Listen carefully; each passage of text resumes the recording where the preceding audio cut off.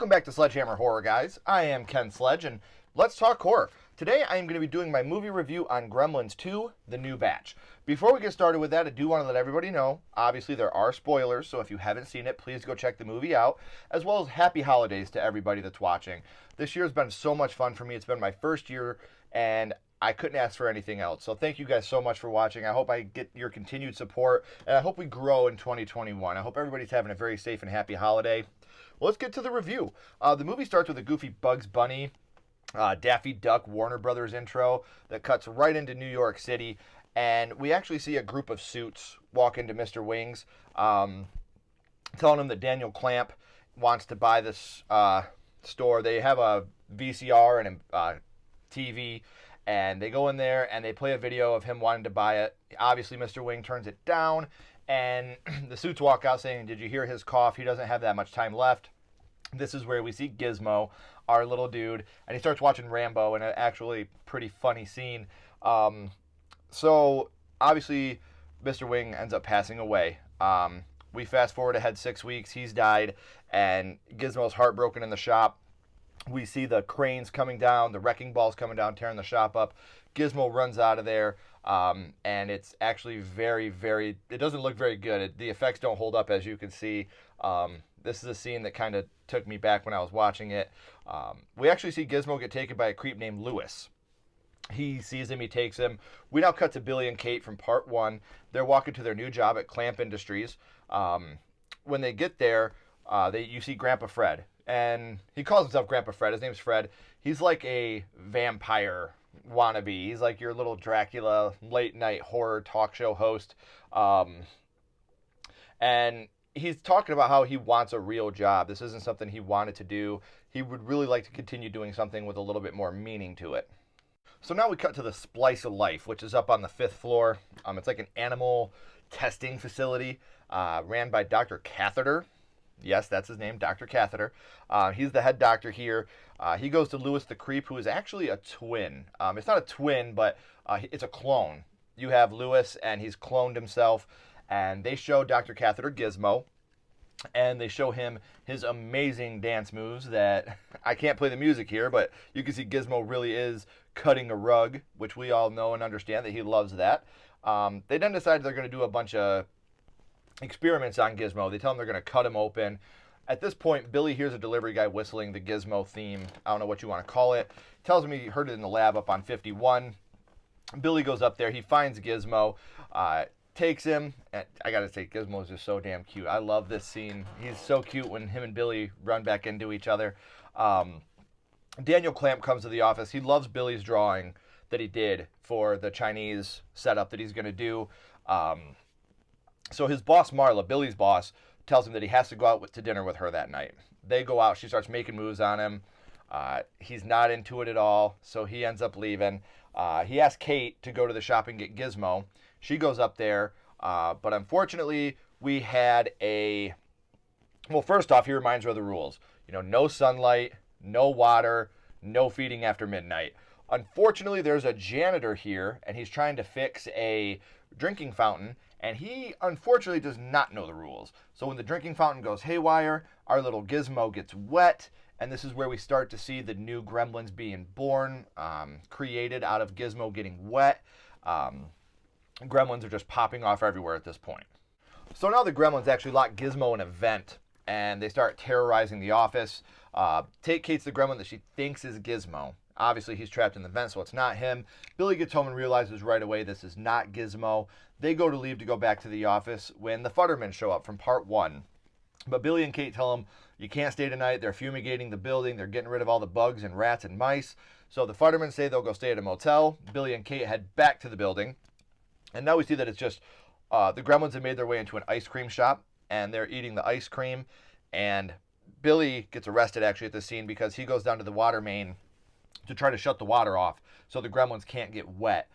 The next morning, we see that he's getting bailed out. They go back to the building to try to shut everything down. That's their goal now, try to get everybody evacuated, get everybody out. But overnight, we can see that the cocoons have already started hatching. That's something Billy was worried about. But now the cocoons are going. They're already hatching. Back at the office, the Gremlins have taken Gizmo and they're torturing him with electricity. Billy goes to the control room to try to let him know we need to evacuate this building. We need to get everybody out.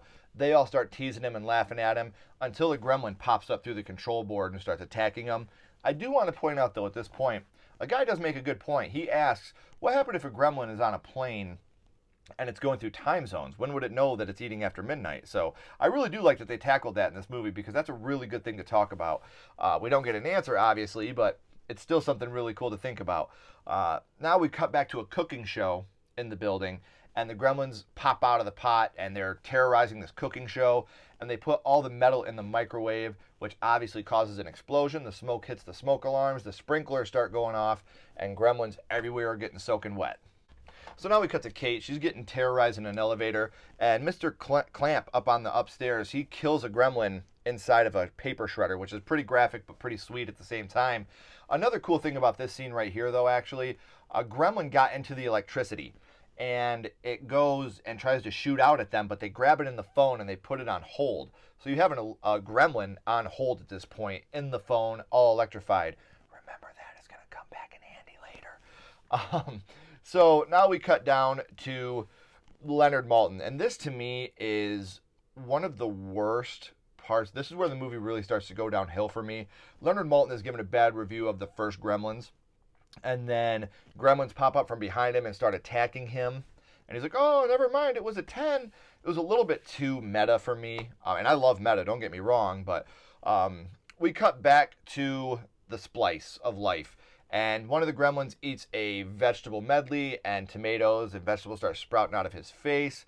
Another one starts to, he drinks a brain, it's like a brain enhancer, brain hormone, and he becomes very intelligent. And I actually love this part. I wanna talk a little bit about what's going on in this room, because I think there are some fascinating ramifications here for the future. We have another one that drinks a bat hormone. It grows wings and it flies out the window and leaves like the bat symbol behind it. Again, super corny. We see that one actually, the way he can fly out is there's a sunblock hormone, and the smart one injects him with that sunblock hormone so he can go out in the daylight, which is something obviously the Gremlins cannot do. We do have a flasher gremlin at this point too. Like, he literally has a trench coat and he opens his trench coat up to flash Kate. It's pretty funny. Gremlins at this point have pretty much taken over the whole building.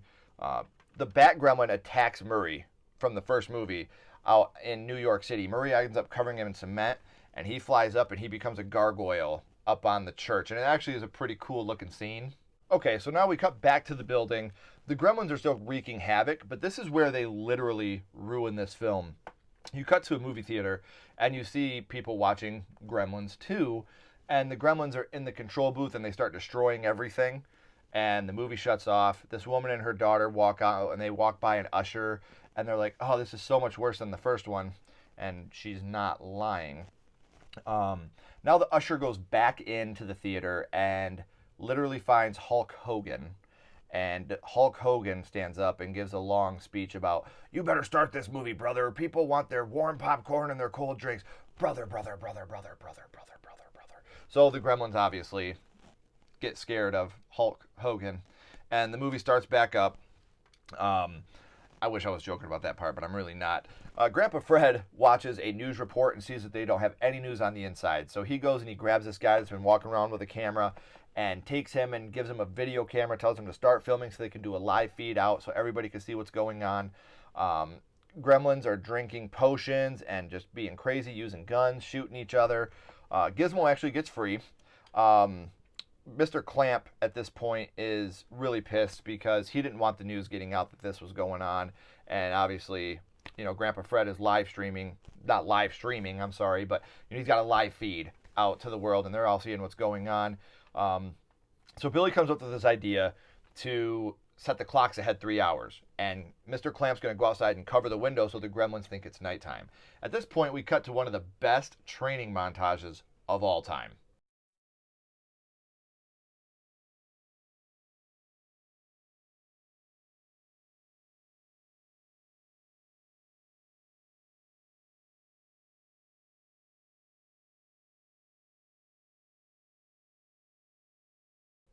So Mr. Clamp took a secret exit to the outside. Murray sees him. He takes that secret entrance into the building. Billy gets knocked out by a gremlin, and Gizmo weapons up. He makes his own bow and arrow. I talked about at the beginning, but he's a big fan of Rambo. Fred interviews the smart gremlin, and he says that all they want is to be civilized, which is funny because at one point he shoots another gremlin. He's like, see, that's not civilized. That's not what we want. We go outside, and they are putting the curtains up. But this is where Billy wakes up in a dentist chair, and one of the gremlins tries to, drill into his teeth. That's Murray shows up, shines a really bright light on the gremlin, gets him out of there. Now Murray has saved Billy. Now we go and we find Marla from the beginning and Kate, and they are trapped in the Bat Gremlin's web. And this is one of the coolest scenes. Gizmo comes out and he does his Rambo, and he shoots the arrow, and he totally fries the spider. I said Bat Gremlin a minute ago. I'm sorry, it's the Spider Gremlin. Obviously, they're in a spider web, so it's the Spider Gremlin. The Gremlins are having a big party in the lobby. They're singing New York, New York by Frank Sinatra. Outside, they're getting ready to do it, but the storm's coming, and it blocks out the sun completely. So they start spraying a fire hose into the lobby. Billy tells Mr. Murray Fetterbaum, start spraying the hose out there, the fire hose. All the gremlins are getting wet. This is where he picks up the phone from earlier, and the gremlin that was on hold, the one that was all electrified, comes out, and he starts spreading all around the room, shocking and electrocuting all the gremlins, causing a big scene out there on the lobby, killing all the gremlins in a pretty fun scene. Now we get to the end. The movie ends. You see everything. Mr. Clamp sees all the destruction and decides that he wants to build a small, quiet, faint town like Kingston Falls, where they're from, where Billy and Kate are from, and he wants it to be where time stands still. He's still thinking about money. Obviously, that's who he is, but we still love him for it. Now, the movie ends on a little bit of a comedic note. We go up to a bathroom where we see Forrester. He's been one of the minor characters the whole time. He's like a male secretary to Mr. Clamp.